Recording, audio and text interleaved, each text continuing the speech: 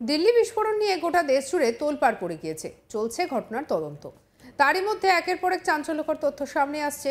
সম্প্রতি দিল্লি বিস্ফোরণ কাণ্ডে এমন তথ্য উঠে এসেছে যা শুনলে গায়ের লোম একেবারে খাড়া হয়ে যেতে পারে। সূত্রের খবর, দিল্লির ঐতিহাসিক লালকেল্লার কাছে গাড়ি বিস্ফোরণের ঘটনায় জড়িত তথাকথিত ডক্টর মডিউল এর মূল শিকড় পাওয়া গিয়েছে দুটি টেলিগ্রাম গ্রুপে। অনুমান, এই গ্রুপগুলিকেই ব্যবহার করা হতো শিক্ষিতদের মগজ ধোলাই করতে। গোয়েন্দা সূত্রে খবর পাওয়া গিয়েছে যে ফারজানাদান ই দারুল উলাম নামক একটি টেলিগ্রাম গ্রুপ ব্যবহার করত মগজ ধোলাইয়ের জন্য। উমর বিন খতাব নামক আরেক ব্যক্তি আরেকটি টেলিগ্রাম গ্রুপ চালাতেন, যাদের মধ্যে প্রত্যেকেই জৈশ-ই মোহাম্মদের মেম্বার। আর এদিকে এই গোটাটাই নাকি পাকিস্তান থেকে অপারেট করা হতো। ভাবুন কি অবস্থা। দিল্লি বিস্ফোরণ কাণ্ডের মূল অভিযুক্ত মুজাম্মিলকে জিজ্ঞাসাবাদের পর মিলেছে আরও চাঞ্চল্যকর তথ্য। জানা যাচ্ছে সাধারণতন্ত্র দিবসের বিস্ফোরণের পরিকল্পনা ছিল আততায়ীদের, আর সেই জন্যই লালকেল্লায় রেকি করেছে তারা। এছাড়াও এই বছরের দিওয়ালিতে নাকি জনবহুল স্থানে বিস্ফোরণ ঘটানোর মতলব ছিল তাদের, যদিও তা কার্যকর করা যায়নি। তদন্তে উঠে এসেছে মূলত ফরিদাবাদের আল ফালাহ বিশ্ববিদ্যালয়ের বেশ কয়েকজন চিকিৎসক রয়েছেন এই নাশকতার নেপথ্যে।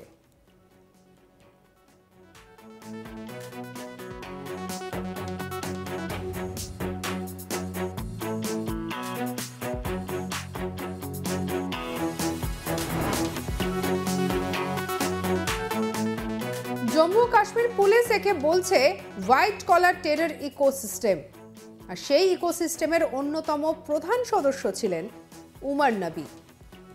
দিল্লিতে যে গাড়িতে বিস্ফোরণ হয়েছিল সেই গাড়ির বর্তমান মালিক এই উমর। তার ছবি ধরা পড়েছে সিসিটিভি ফুটেজে। জানা গিয়েছে, সুনহেরি মসজিদ থেকে লালকেল্লায় মেট্রো স্টেশন পর্যন্ত গাড়িটি চালিয়ে এনে বিস্ফোরণ ঘটানো হয়। গাড়ির চালকের আসনে থাকা উমরের ছবিতে স্পষ্ট দেখা গিয়েছে, পুরো বিষয়টা উমরের ছবি দেখা গিয়েছে। পুলিশের অনুমান, দিল্লি জুড়ে সোমবার ব্যাপক ধরপাকড়ের জেরে খানিকটা আতঙ্কিত হয়ে সন্ধ্যায় বিস্ফোরণ ঘটানো হয়েছে। আর এখানেই শেষ নয়, আগামী মাসে বড়সড় হামলার ছকও কষেছিল পুলওয়ামার বাসিন্দা উমর। সম্ভবত সে কথা মাথায় রেখেই ফরিদাবাদ সহ একাধিক এলাকায় বিপুল পরিমাণে বিস্ফোরকও জমা করেছিল সে। দিল্লি বিস্ফোরণ কেন্দ্রের যে নাম উঠে এসেছে তা হলো ডক্টর উমর নবী। আরেক ইমাম ইরফান আহমেদ ওয়াঘর নামেও শোনা যাচ্ছে। জানা গিয়েছে, কাশ্মীরের পুলওয়ামার বাসিন্দা উমরের সঙ্গে সোপিয়ানের বাসিন্দা ইরফান আহমেদের কথা শুরু হয়েছিল টেলিগ্রামের মাধ্যমে।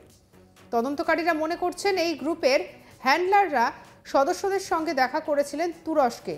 মনে করা হচ্ছে তুরস্ক ট্রিপেই গোটা সন্ত্রাসবাদী মডিউল তৈরি এবং হামলার ছক কষা হয়েছিল। তুরস্ক থেকে ফেরার পরে এরা ভারতে নিজেদের লক্ষ্যে কাজ করতে শুরু করে দেয়।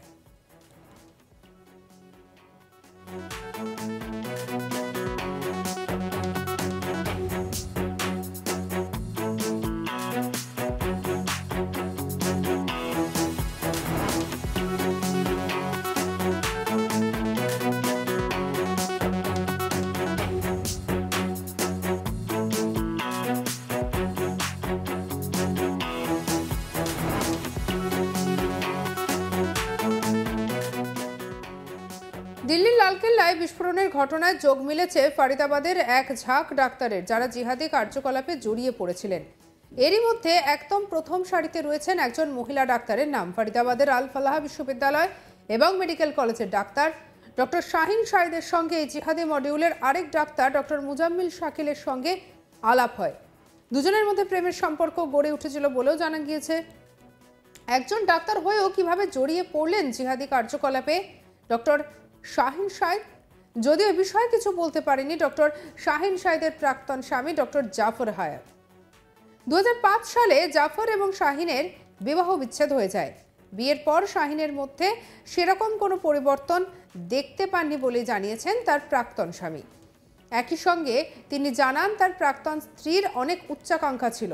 ডক্টর জাফর হায়াত জানান যে প্রফেসর ছিলেন শাহিন, তাই হয়তো উচ্চাকাঙ্ক্ষা ছিল।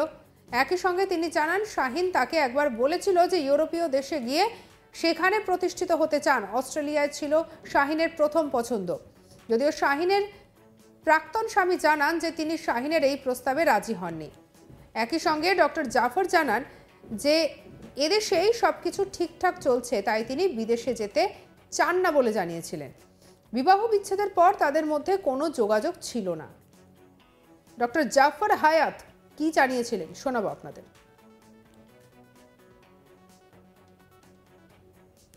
मेरा कोई रिएक्शन था, मेरा कोई, चूंकि मेरा कोई इमोशनल रिलेशन से रहा नहीं है और बहुत पहले तलाक हो चुकी 2012-13 में, तो उसके बाद से मेरा कोई उनसे कोई कंटेक्ट नहीं रहा। पहली मुलाकात आपकी उनकी कहाँ हुई थी? और मुलाकात तो बेसिकली अरेंज मैरिज थी, तो मुलाकात वगैरह तो हुई नहीं थी, घर वालों ने अरेंज किया था। उसके बाद शादी हुई, शादी के बाद उनके, मैं तो सर्विस में था ही, और उनकी आते ही तुरंत फौरन सर्विस लग गई यहाँ पे medical college, GSV medical college Kanpur में, वो असिस्टेंट प्रोफेसर बन गए। हम साथ साथ रह रहे थे।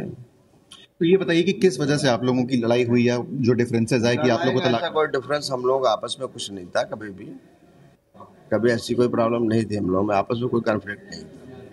कॉन्फ्लिक्ट था, कुछ होगा उसके बाद ही तलाक हुआ? उनका ये था कि चूंकि वो प्रोफेसर थी, तो उनसे एक्सपेक्टेशन थोड़ा शायद ज़्यादा रहे होंगे,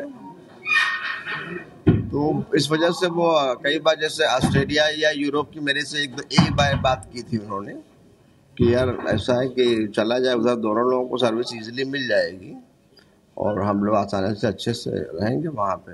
तो उनका मन था कि कहीं बाहर शिफ्ट हुआ, अच्छी लाइफ गुजारेंगे। बाकी तो मैंने कहा कि यहाँ तो ठीक ठाक सब चलेगा, कोई प्रॉब्लम तो ऐसी है नहीं, सब लोग बच्चा अच्छे से रह रहे थे हम लोग। तो देश के बाहर शिफ्ट होना चाहती थी? देश के बाहर वही यूरोपियन कंट्रीज में यूजुअली जाना आदमी पसंद करता है। ऑस्ट्रेलिया का उनका इरादा ज़्यादा था, क्योंकि ऑस्ट्रेलिया की उनको अच्छी जगह लगती थी, पसंद थी उनको। अब मेरे से एक बार बात हुई, बहुत डिटेल में कोई बात नहीं हुई है। मुझसे ये कहा कि आप चलना पसंद करोगे, ज़्यादा अच्छा वहाँ पे चांसेस बहुत अच्छे हैं, हम लोगों का अच्छा फ्यूचर रहेगा। मैंने बोला यार यहाँ पे कौन सा बुरा, सब बढ़िया, फर्स्ट क्लास। भारत में रहना चाहते थे वो? और क्या, दूसरी चीज़ के सारे रिलेशन यहाँ पे हमारे हैं। ये बताइए कि जो बातें सामने आ रही हैं कि रेडिकलाइज जो है वो किया गया, या जो तमाम इस तरीके की वो गतिविधियों में संलिप्त थी, आप इतने साल साथ में रहे, तब आपको ऐसा कुछ नहीं लगा? बिल्कुल नहीं, बिल्कुल भी नहीं था, ऐसा कुछ भी नहीं था। और हम लोग एक लिबरल लोग हैं, हम लोग पढ़े लिखे लोग हैं, सभी लोगों के बीच में हम लोग रहे हैं, कभी इस तरह कोई वैसा नहीं था हम लोग।